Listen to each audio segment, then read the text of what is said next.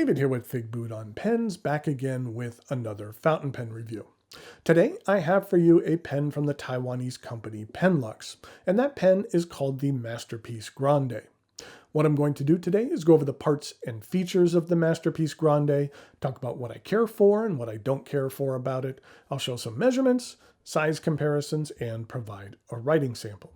Thanks go out to a viewer by the name of Spencer who kindly lent this pen for review. If you're not familiar with Penlux, as I mentioned, it is a company based out of Taiwan. They have been creating private label projects for over 15 years and decided to create pens under their own brand and have been doing so for the last few years. I previously reviewed one of their other models called the Metallic, which I cared for a great deal. The pen arrives in this fairly large box. Inside, we have a certificate of authenticity. There are some visual instructions on the different filling system the company offers. And then there are some instructions printed on some translucent plastic that basically warn you against disassembling the pen yourself. And this was just an interesting way to present that info.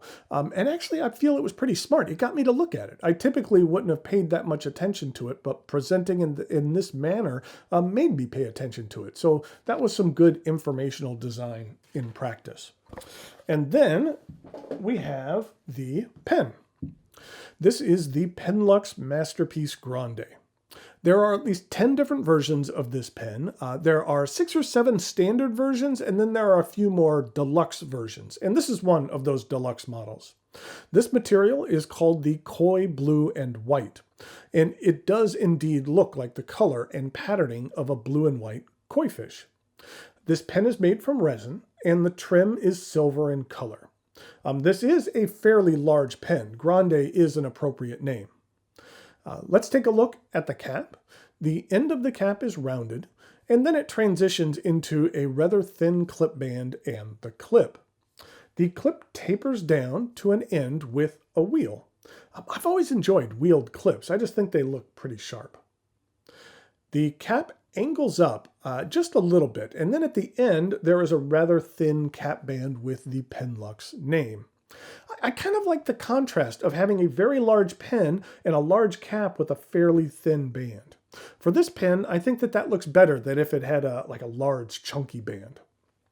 Then there is a fairly large step down to the barrel, which is straight, until you reach the silver rounded band of the piston knob, which then tapers down to a rounded end.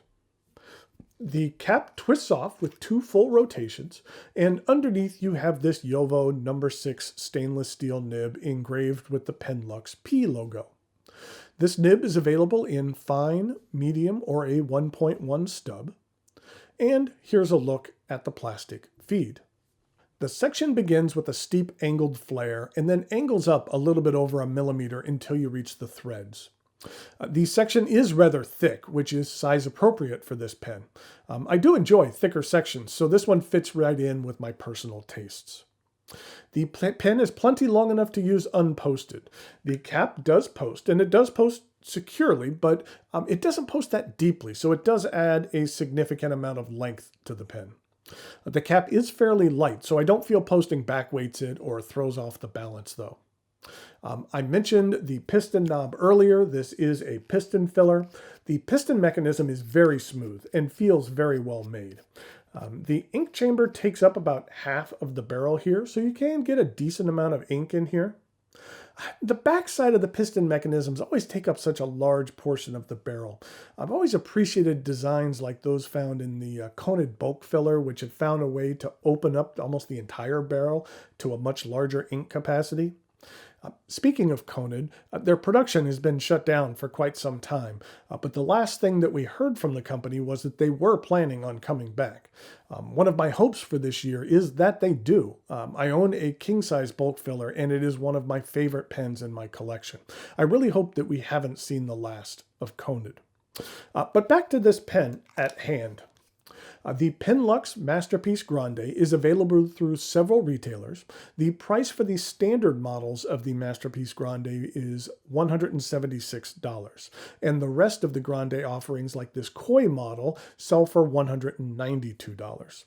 While I feel that that is on the high side in regard to evaluation for this pen, I don't feel it's outrageous. There's many things that I really like about it. I do like the size of it. I think the koi patterning is very interesting and how there's aspects of translucency and transparency going on. Visually, I find it more interesting than just a solid color. But thanks again to Spencer for the loan of this pen. It will be heading back to you soon. Okay, now it is time for some measurements, size comparisons, and a writing sample.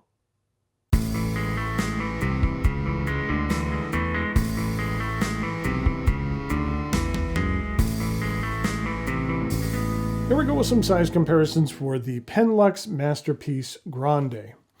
Here it is with a Pilot Metropolitan. Here it is with a Faber-Castell Loom.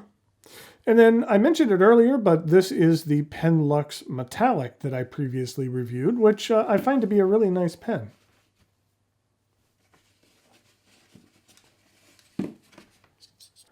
And then in regard to 3 Lamy pens, here it is with a All-Star, here it is with a Dialogue 3, and here it is with a stainless steel Lamy 2000. I'm really looking forward to the new Dialogue coming out. I think that that's coming out relatively soon.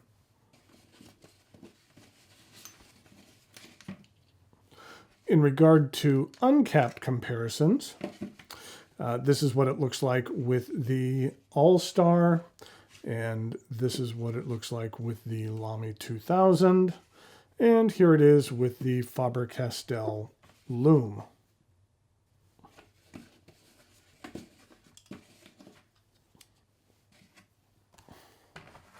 So here we go with the Penlux Masterpiece.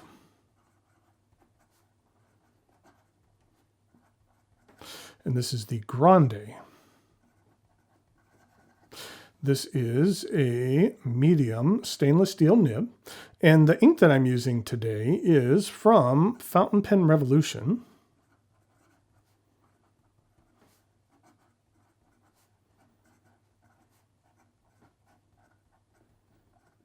And it is called Royal Flush Blue.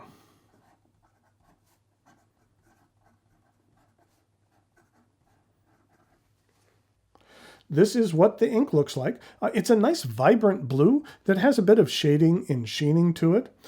This is what it looks like in comparison to another vibrant blue, which is Private Reserve Naples Blue, and then a little bit of a darker blue, which is something like Leonardo Blue. This is what the bottle looks like. They come in 30 milliliter bottles, and Fountain Pen Revolution has a number of really cool colors, so I'd recommend checking them out. So here we go with the rest of the writing sample.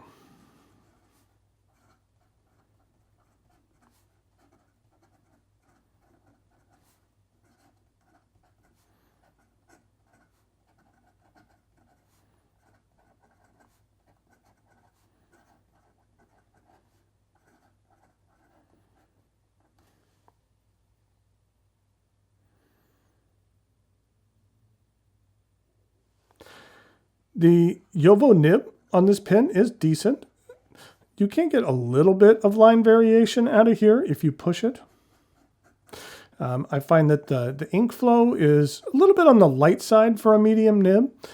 And in regard to reverse writing,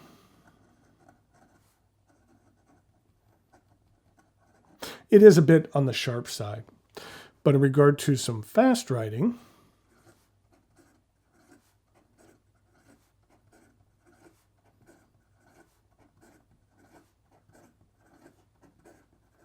the feed keeps up just fine. So here you have the Penlux Masterpiece Grande. This is an interesting pen. I really like the material on it. I like the size, and it performs nicely as well. So it's something worth checking out. Until next time, thanks for watching, and I'll talk to you later.